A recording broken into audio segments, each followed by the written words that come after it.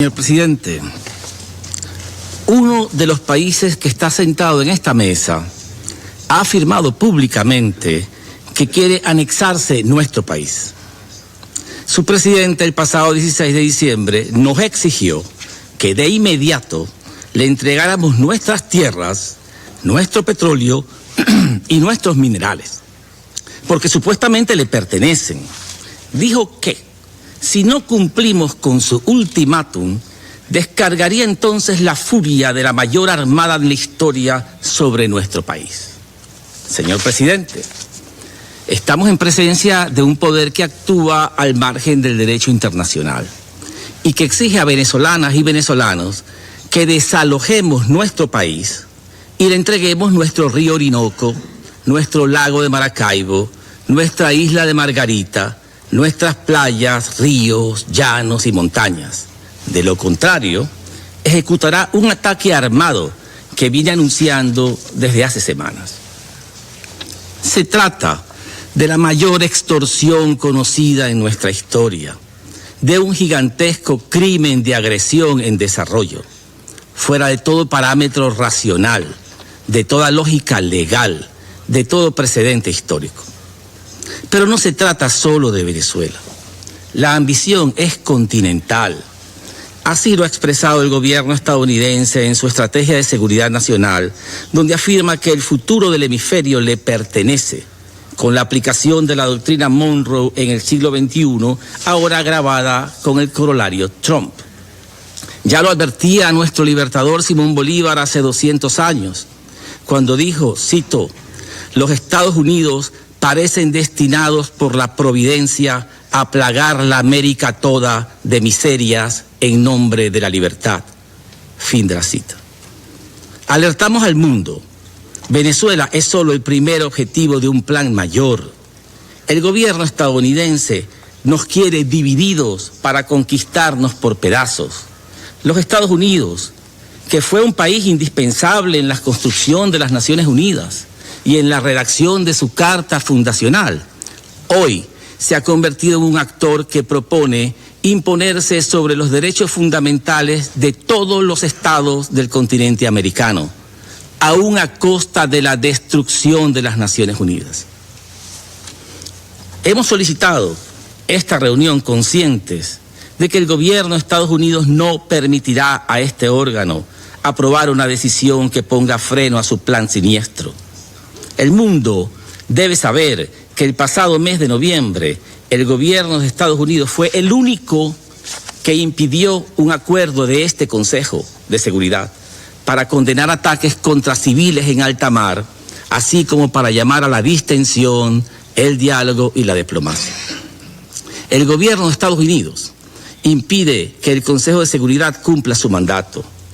Si en 1945 ese país fue una fuerza al servicio del bien, hoy se ha transformado en un Estado que amenaza el multilateralismo y el derecho internacional. El mundo debe saber que la amenaza no es Venezuela, la amenaza es el actual gobierno de los Estados Unidos. Señor presidente, los asesinatos en el Mar Caribe y en el Océano Pacífico efectuados por el gobierno de los Estados Unidos a lo largo de los últimos meses son una primera evidencia de su plan para imponer su poder en la región, en flagrante violación del derecho internacional y los derechos humanos. Se trata de más de 29 ataques que han resultado en más de 101 víctimas civiles no combatientes en ausencia del conflicto armado, que fueron fríamente asesinados, violando su derecho a la presunción de inocencia y al debido proceso. Que quede claro de una vez por todas, no existe una guerra en el Caribe, no existe un conflicto armado internacional, tampoco existe un conflicto armado no internacional, por lo cual es absurdo que el gobierno de los Estados Unidos pretenda justificar sus acciones aplicando las normas del derecho de guerra. La invocación del artículo 51 de la Carta de las Naciones Unidas para explicar el terrorismo contra civiles, enmascarado en el argumento de la defensa propia, es una torcedura perversa del derecho.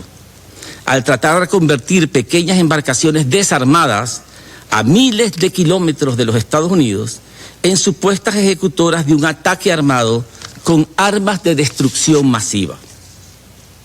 Se trata de ejecuciones extrajudiciales, de homicidios intencionales, cometidos por una fuerza militar contra civiles desarmados. Así lo afirmamos en este Consejo de Seguridad el pasado 10 de octubre. Hoy queda absolutamente claro que el gobierno de los Estados Unidos no solo viola el derecho internacional, sino también el de su propia legislación interna. Hoy, cuando hay 4 veces más víctimas, no se atreven a mostrar la evidencia audiovisual de los asesinatos, porque mostraría su crueldad y provocaría repulsión mundial. A pesar de ello, hoy, con más de un centenar de víctimas, el asesino que ronda en el Caribe afirma que sus crímenes de lesa humanidad no tienen fin a la vista. Señor presidente, el pasado 16 de diciembre, el presidente Donald Trump afirmó públicamente lo siguiente, cito: "Hoy estoy ordenando el bloqueo total y completo de todos los buques petroleros sancionados que entran y salen de Venezuela". Fin de la cita.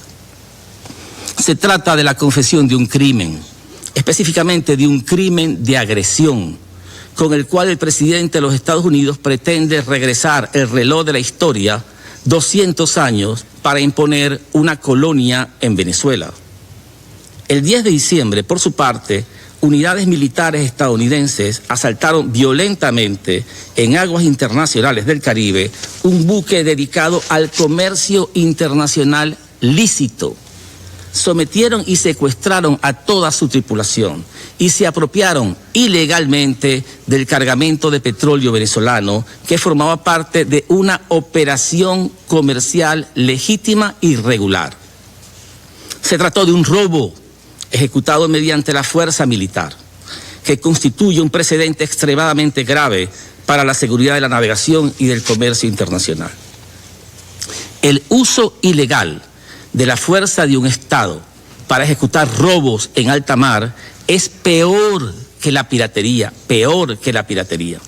pues en este caso no se trata del robo planificado de barcos comerciales, lo cual evidencia el nivel de intencionalidad y de la violación de sus derechos de navegación en aguas internacionales, sino de la anexión de facto de todo el mar Caribe por parte de una potencia naval. Con ello, además de violar el derecho inalienable de Venezuela a comerciar legalmente con el mundo, pretende desconocer el derecho de todos los países a comerciar con Venezuela. Hace solo 3 días, el 20 de diciembre, tuvo lugar un segundo acto de la misma naturaleza, cuando otro buque que transportaba petróleo venezolano fue igualmente sometido por fuerzas militares estadounidenses en aguas internacionales del Caribe. La carga fue robada y la tripulación ha sido secuestrada. Seguidamente, el secretario de Guerra, Pete Hegseth, indicó que este tipo de operaciones criminales continuarían, mientras que el presidente Trump declaró que se quedaría con la carga robada. Pregunto, ¿qué derecho tiene el gobierno de los Estados Unidos para apropiarse de 4 millones de barriles de petróleo venezolano? Este pretendido bloqueo naval es un acto esencialmente militar que tiene el objetivo de establecer un asedio a la nación venezolana, degradar su aparato económico y militar, debilitar su cohesión social y política y provocar el caos interno con el fin de facilitar la agresión de fuerzas externas, es decir, el ataque armado. Así lo ha afirmado el propio presidente Trump, quien además viola el derecho a la existencia de todo el pueblo venezolano, negándole de manera deliberada los medios esenciales para su subsistencia. Señor presidente, el 29 de noviembre el presidente Trump afirmó, cito, "A todas las aerolíneas consideren el espacio aéreo sobre y alrededor de Venezuela como totalmente cerrado". Fin de la cita.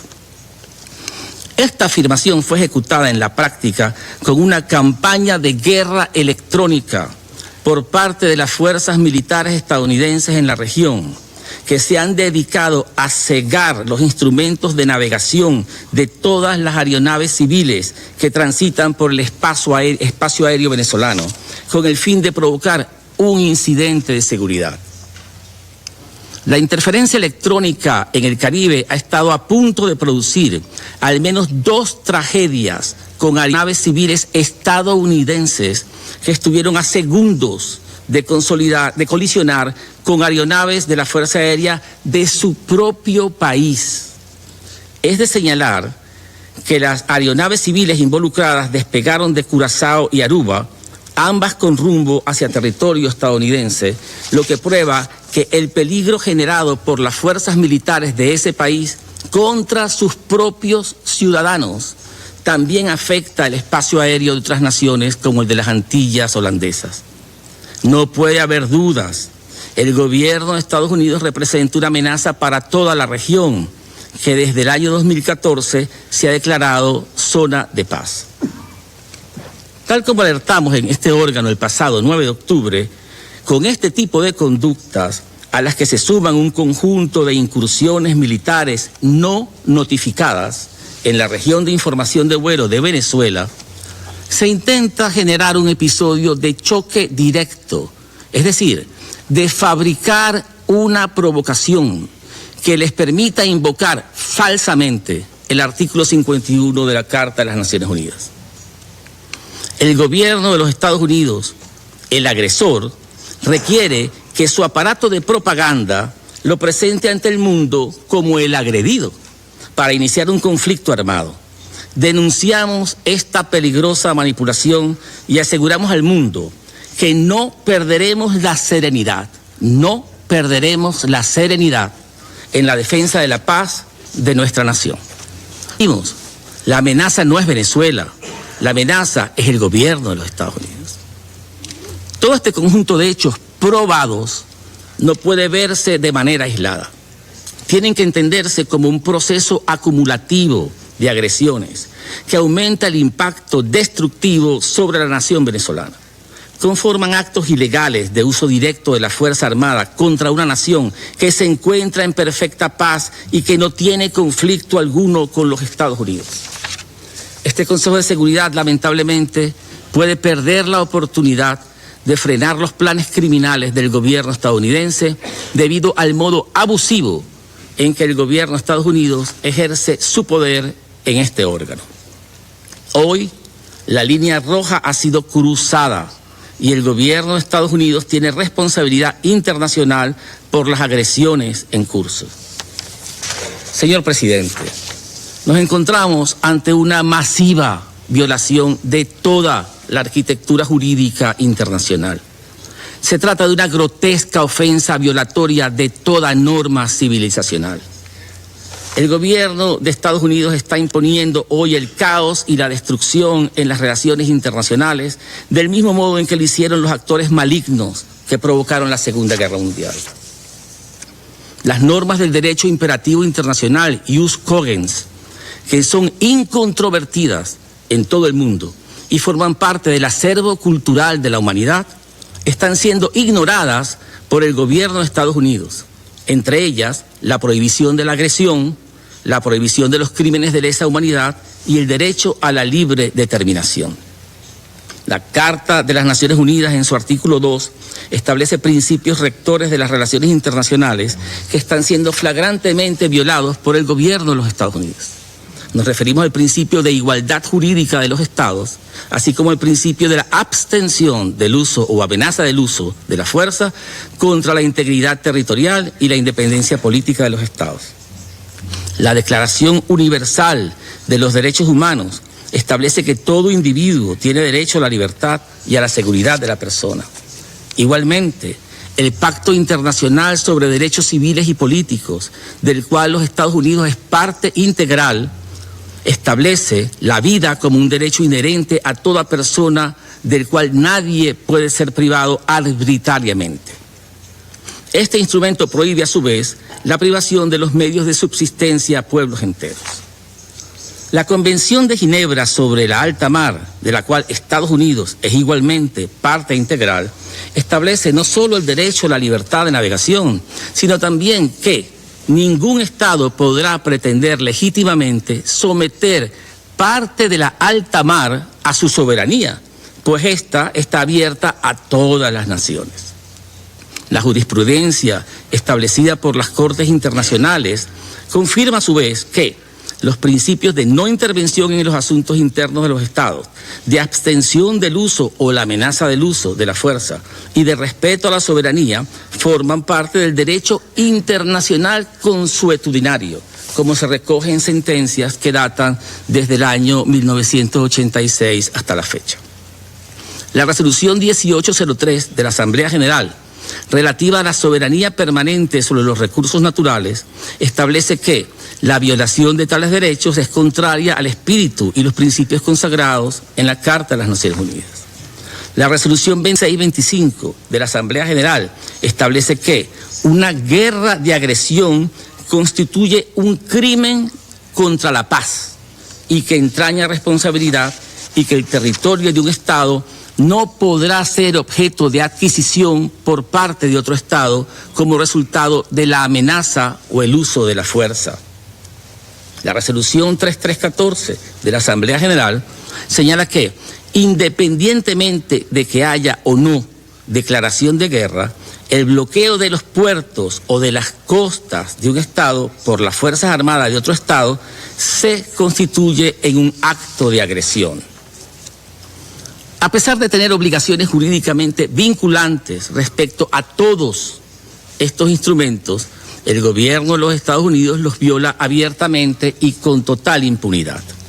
Sin embargo, el gobierno de los Estados Unidos, que se comporta como un actor irresponsable de la comunidad de naciones, pretende convencer al mundo de que la ley es para estricto cumplimiento de todos menos del gobierno de los Estados Unidos. Esa es la ideología del excepcionalismo, un Estado por encima de las leyes, un Estado sobre todo el mundo. Señor presidente, queda absolutamente claro que el problema no es Venezuela, el problema es el gobierno de los Estados Unidos. La transgresión masiva de la legalidad internacional debe ser entendida en sus raíces y por esta razón debemos desenmascarar las operaciones de desinformación que se han puesto en marcha por parte del gobierno de los Estados Unidos con un gigantesco aparato de propaganda para justificar su agresión contra un país pacífico como lo es Venezuela. Ya en el año 2019 se intentó imponer un gobernante títere para sustituir al gobierno legítimo de Venezuela y se llevaron a cabo operaciones clandestinas de sabotaje a los servicios esenciales. También se llevó a cabo un ataque desde el exterior disfrazado de ayuda humanitaria, varios intentos de magnicidio contra el presidente constitucional legítimo de la nación, una invasión fallida con terroristas y mercenarios, varios intentos de golpes de Estado, así como acciones para paralizar la producción petrolera a las que se sumaron más de 1000 medidas coercitivas unilaterales. La nación venezolana resistió esta criminal operación de desestabilización bajo el liderazgo del presidente Nicolás Maduro Moros, quien ha sido objeto de las campañas de propaganda internacional más intensas contra un jefe de Estado en la historia de nuestro continente. Hoy, en el 2025, ante el fracaso de todos los intentos anteriores, algunos grupos políticos en Estados Unidos necesitan una justificación para el uso directo de la Fuerza Armada. Las narrativas ensayadas por la maquinaria de propaganda han sido cambiantes, incoherentes, pero sobre todo falsas. Veamos las evidencias. La campaña de odio comenzó en los Estados Unidos con un ataque contra todas las venezolanas y todos los venezolanos, quienes fueron designados como enemigos extranjeros, invasores y terroristas, miembros del supuesto Tren de Aragua, y su presencia en Estados Unidos fue declarada como incompatible con la seguridad nacional de este país. Luego, se estigmatizó a todos nuestros connacionales como narcotraficantes y aún más se ha afirmado que en su gran mayoría son peligrosos delincuentes, escapados de cárceles y hospitales psiquiátricos. Se trata de una campaña xenofóbica y racista, como no se había visto una desde la Segunda Guerra Mundial, contra otra nacionalidad de migrantes.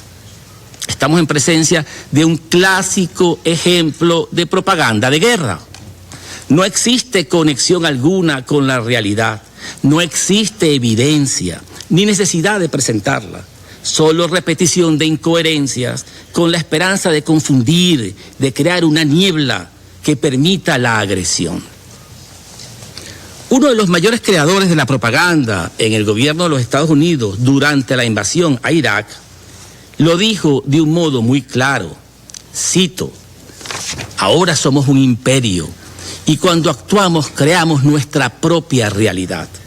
Y mientras ustedes estudian esa realidad, nosotros volveremos a actuar creando otras realidades que ustedes también podrán estudiar.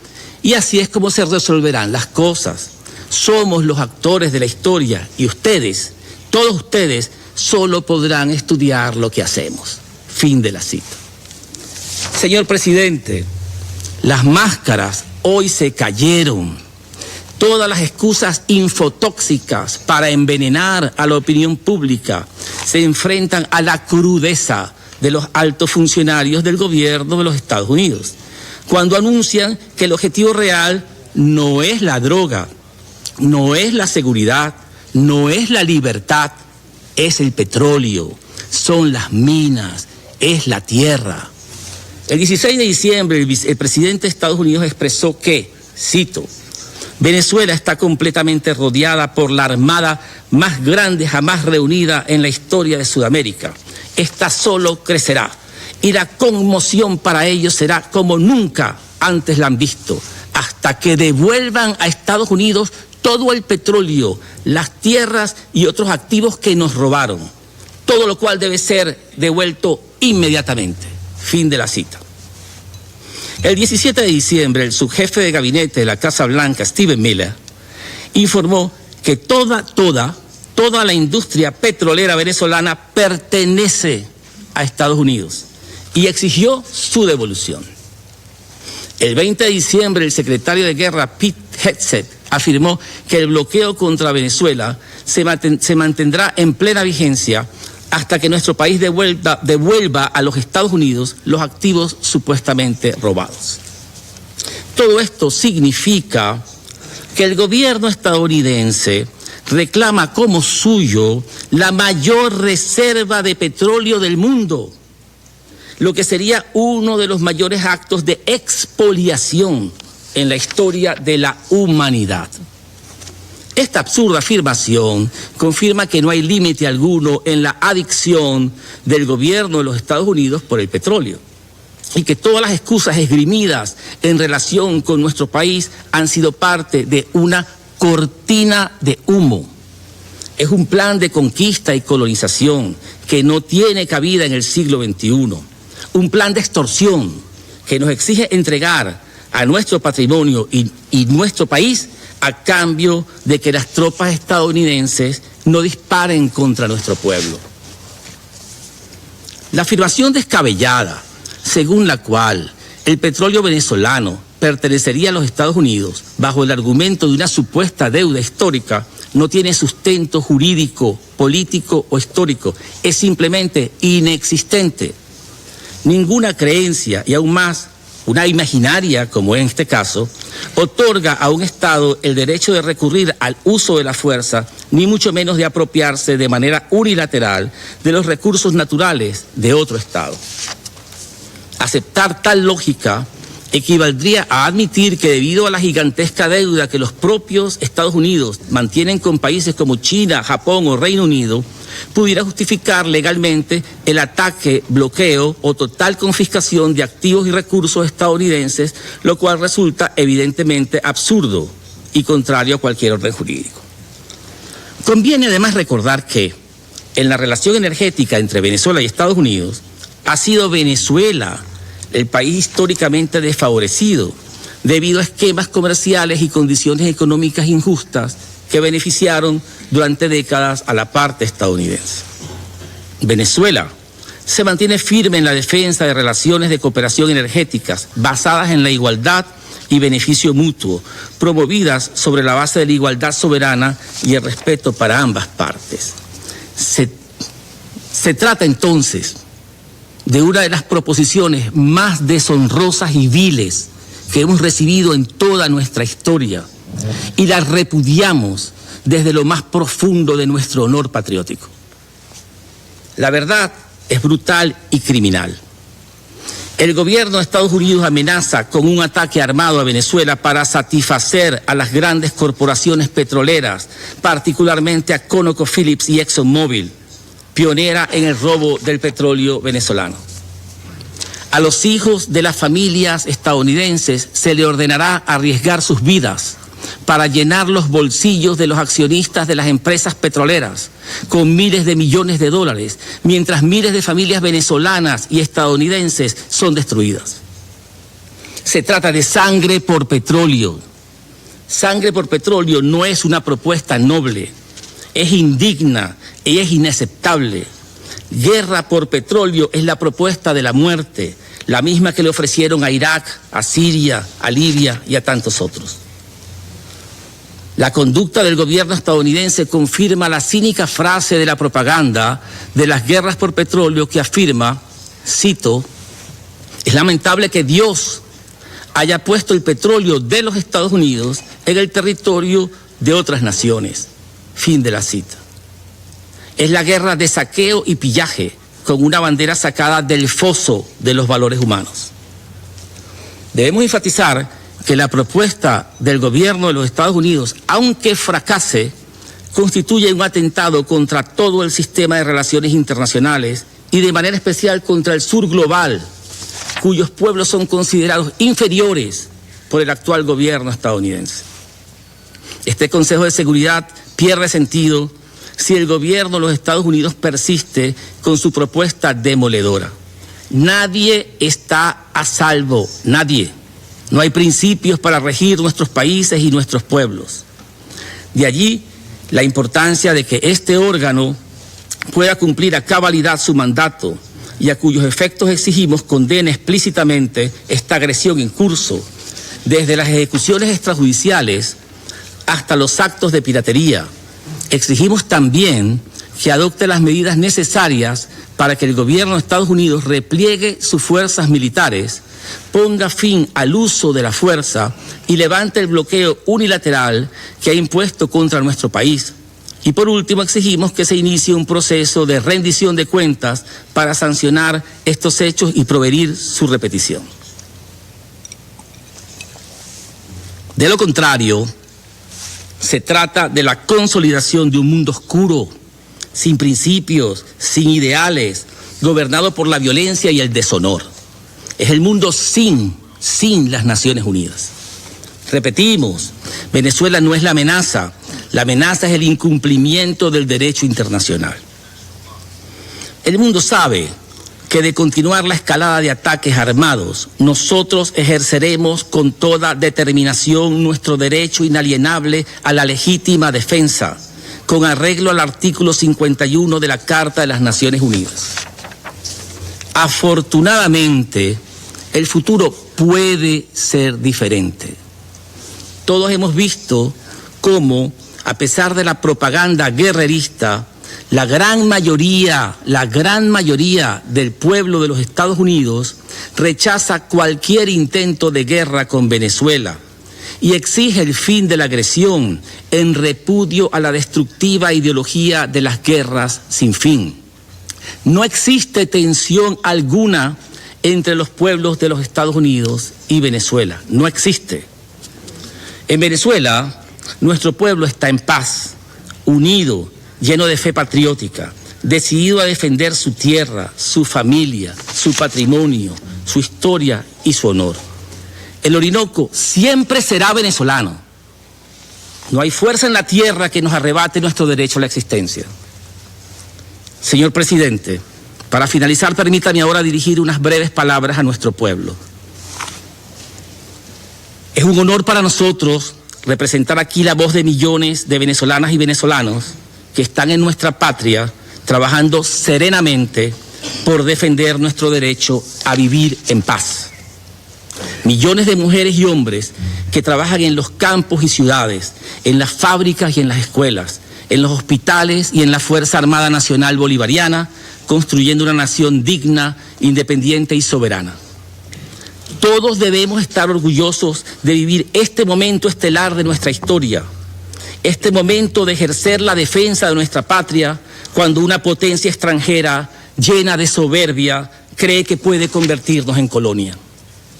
Las venezolanas y venezolanos damos gracias a la vida por haber dado la oportunidad de luchar por nuestra segunda independencia y mostrarle al mundo de qué estamos hechos, de optimismo, de orgullo y de amor por la patria. Llegó el momento de unirnos en la defensa de lo que es nuestro. Hoy, cuando llenos de alegría nos preparamos para celebrar en familia la Navidad, recordemos también todos los esfuerzos de nuestros antepasados que nos entregaron la nación para cuidarla para nuestros hijos y para nuestras hijas. Hoy somos responsables de defender nuestro pasado, nuestro presente y nuestro futuro. Derrotemos el despotismo que levanta la voz. Gloria al bravo pueblo que el yugo lanzó. Hermanas y hermanas, juntos venceremos. Feliz Navidad para todas y todos. Muchas gracias, señor presidente.